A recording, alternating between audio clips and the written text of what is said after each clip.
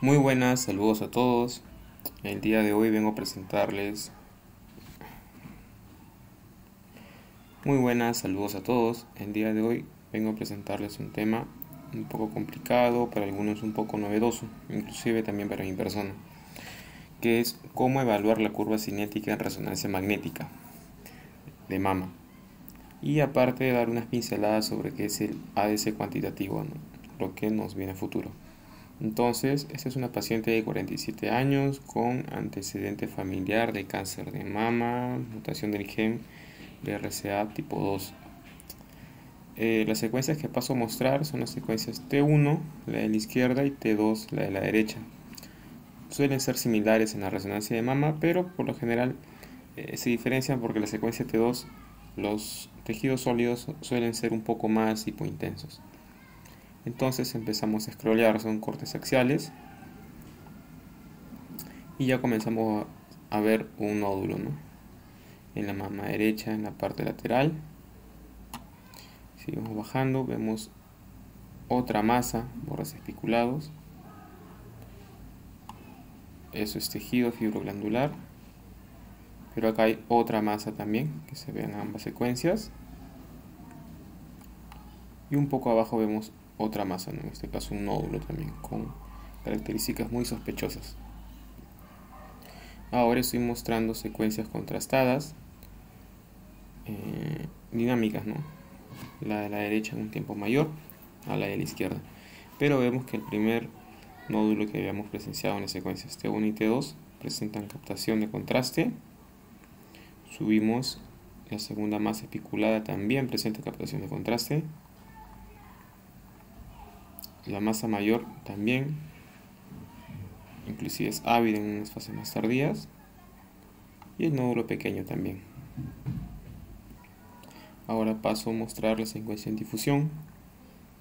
Nos ubicamos el nódulo pequeño de la parte lateral, se ve hiperintenso en esta secuencia. La segunda masa también. Subimos, todo esto es parénquima fibroglandular probablemente infiltrado.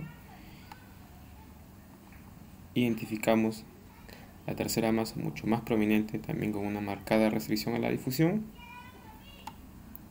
Y el último nódulo también presenta restricción a la difusión. Esto es una secuencia en perfusión.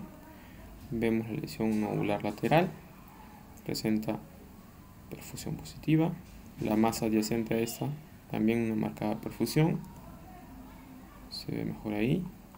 Tejido fibroglandular. Aquí está la masa, la más grande de todas, espiculada, con una marcada perfusión a la difusión. Y el último nódulo también con una elevada perfusión. De estas 4 lesiones se realizó la curva cinética a 3 de estas. La paso a mostrar a continuación.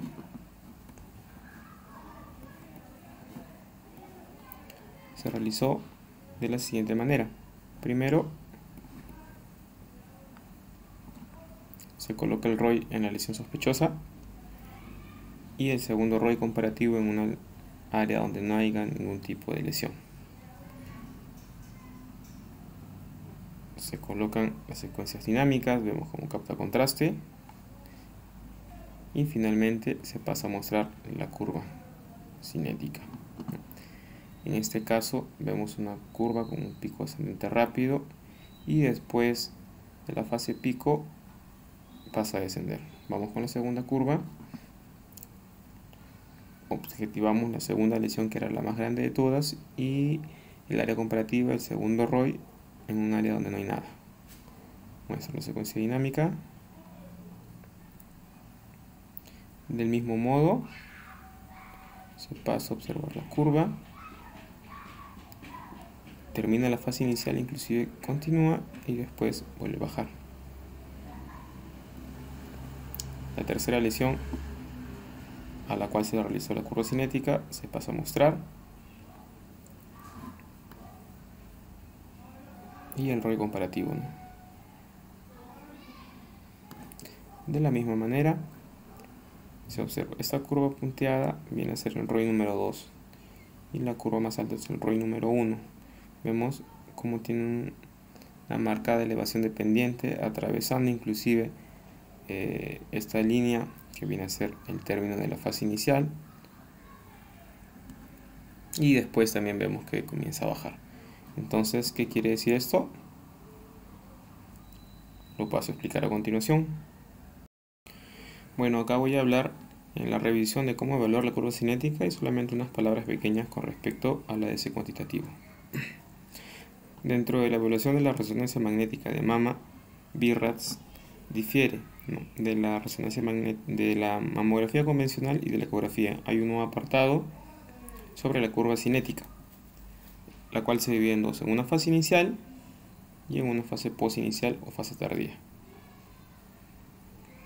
Entonces, esta sería una forma breve, adecuada, o nos gustaría que así fueran todas las evaluaciones de la curva cinética de resonancia magnética.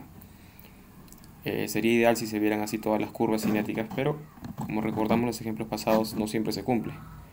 Esa línea que veíamos en los ejemplos previos divide en la fase precoz, de la fase post inicial y la post tardía, la cual se divide en la fase precoz si tiene una intensidad de señal lenta, intermedia o rápida.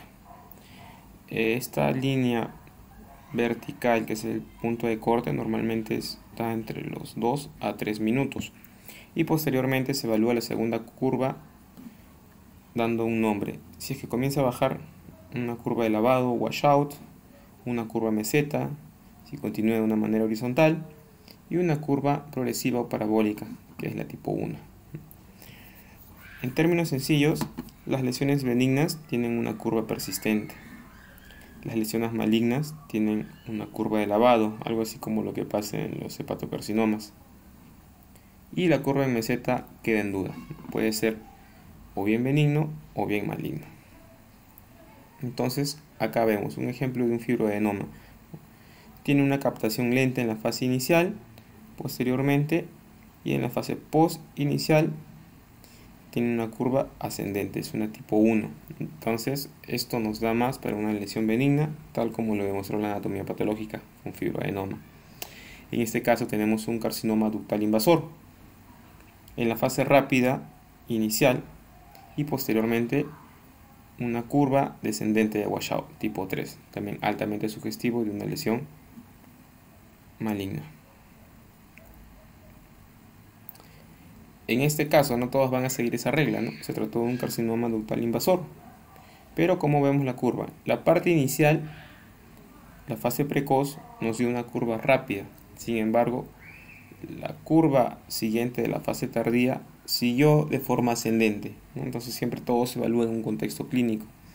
No solamente va a mandar la curva cinética, sino también las características morfológicas del BIRADS en general, ¿no? Simplemente esto es un apartado que, si bien ayuda, muchas veces no define de todo la lesión.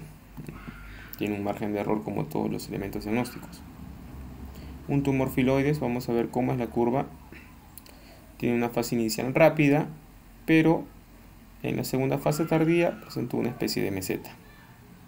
Otro tipo de carcinoma ductal invasor, este sí, una fase rápida inicial y en una fase tardía un lavado. Es así como se trata de abordar las curvas, ¿no?, de curvas cinéticas de captación de contraste en las lesiones mamarias. Se dividen en dos, una fase inicial y una fase tardía. Ahora solamente unas breves palabras sobre esto de acá, el ADC cuantitativo, que es lo último que se está hablando. Inclusive se habló en el último congreso del RESNA. Ya se están haciendo trabajos, este solamente es uno de ellos, con valores de B 2000. Inclusive los parámetros están acá, los pueden revisar en este artículo.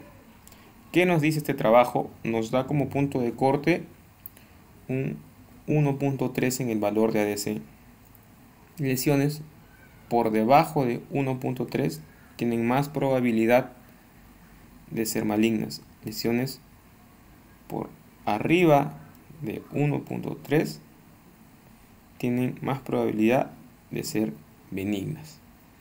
Entonces, este trabajo también muestra ejemplos.